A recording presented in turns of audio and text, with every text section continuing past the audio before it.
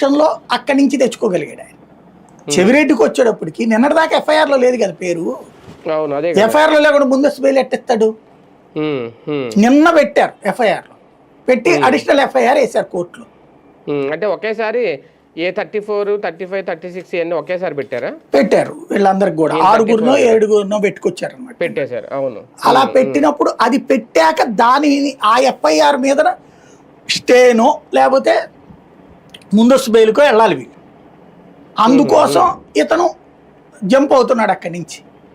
అది అతనికి అందుకని ఆ ఛాన్స్ రానియకుండా వీళ్ళు ఎదురెత్తేసింది. ఇన్ని రోజులు సవాల్ విసిరిన అరెస్ట్ ఎందుకు చేయలేదంటే ఎఫ్ఐఆర్లో పెట్టకుండా అరెస్ట్ చేస్తే తేడా వస్తుంది కాబట్టి ఆగారనమాట తెలివిగా. అది ఎవరి ఎత్తులు వాళ్ళది. కానీ సార్ ఒక్కొక్కళ్ళ అరెస్ట్ వెనక ఒక్కొక్క కారణం అంటే చెప్తుంది సిట్, అది ఎంతవరకు ఏంటని.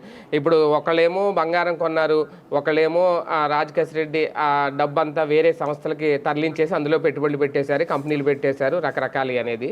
లేదంటే ఏంటి సైట్లు అయి కొన్నారు అక్కడెక్కడ బేగంపేట దగ్గర.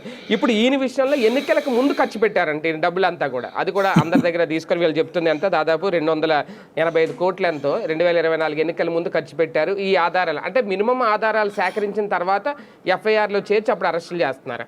ఇందులో ఏం ఆధారం ఉంది? డబ్బులు పనిచేశారా? నాకు ఇంకా ఆధారం అందరూ పనిచేసారు. ఇప్పుడు నిన్న మిథున్ రెడ్డిది కూడా 5 కోట్లు వచ్చింది.